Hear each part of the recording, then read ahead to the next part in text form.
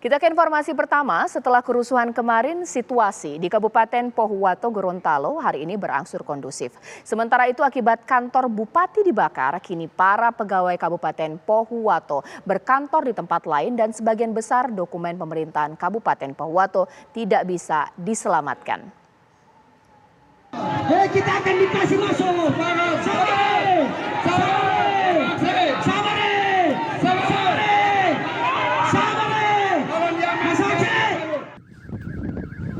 Kerusuhan yang terjadi kemarin di Pohuwato Gorontalo bermula saat warga berunjuk rasa menuntut ganti rugi lahan ke perusahaan tambang emas. Warga geram karena masalah ganti rugi lahan tanah penambang tak kunjung diselesaikan. Menurut polisi, warga tidak sabar menunggu penyelesaian ganti rugi tersebut hingga mengamuk. Menurut polisi, hingga semalam sejumlah orang ditangkap. Namun belum ada yang ditetapkan sebagai tersangka karena semalam pemeriksaan masih berlangsung. Dalam kerusuhan tersebut, 10 polisi mengalami luka. Ada. Berapa orang? Dari polisi ada 10. Luka-luka? Luka-luka. Dan ada yang agak patah tulang 2. Kita akan masih kita bawa ke Gorontalo. Kalau untuk provokator sendiri Pak, diamankan berapa orang? Belum bisa kita katakan provokator karena masih dalam pemeriksaan. Sudah berapa yang diamankan? Ya, diamankan itu jumlahnya belum bisa kita sampaikan karena ada sebatas saksi, ada yang memprovokasi, ada yang melakukan, dan penambahan itu pasti ada, seperti yang rekan-rekan lihat bahwa ada yang membawa bensin, ada yang membawa korek api, ada yang kata-kata sudah menyiapkan segala sesuatunya. Hari ini terlihat jelas jejak kerusakan yang diakibatkan kerusuhan kemarin. Kantor Bupati terlihat mengalami kerusakan parah sehingga kegiatan ASN kantor Bupati Pohuwato dialihkan ke tempat lain. Selain kerusakan pada bangunan dan peralatan kerja, dokumen-dokumen pemerintahan Kabupaten Pohuwato juga sebagian besar musnah terbakar. Kalau dokumen-dokumen memang hampir semua tidak bisa kita selamatkan. Berarti ada yang diselamatkan? Ada beberapa yang bisa diselamatkan, tetapi paling besar itu memang tidak bisa sama sekali diselamatkan. Termasuk juga beberapa alat elektronik seperti komputer, laptop, dan lain sebagainya.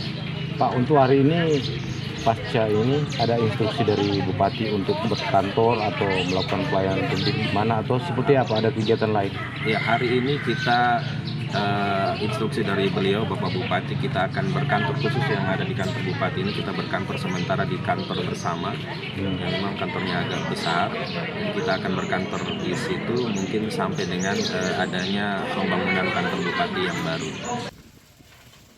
Kerusuhan kemarin ditumpahkan massa kepada Bupati Pohuwato yang dianggap tak dapat menyelesaikan masalah lahan yang dikuasai sebuah perusahaan tambang emas.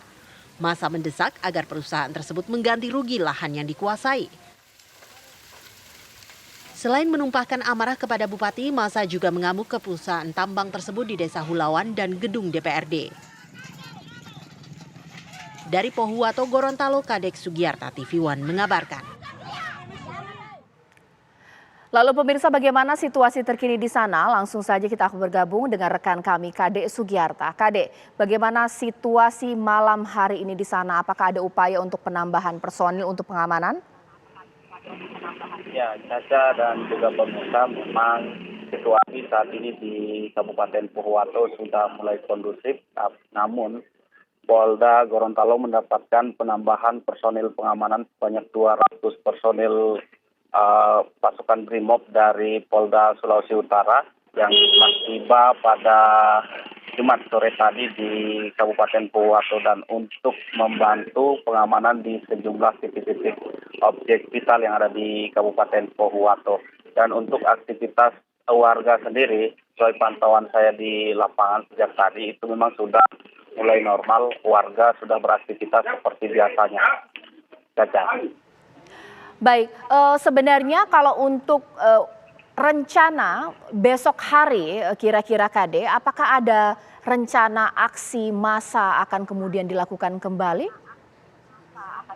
Kalau untuk rencana aksi massa dilakukan kembali, kita belum mendapatkan informasi resmi ya dari para pengunjuk rasa.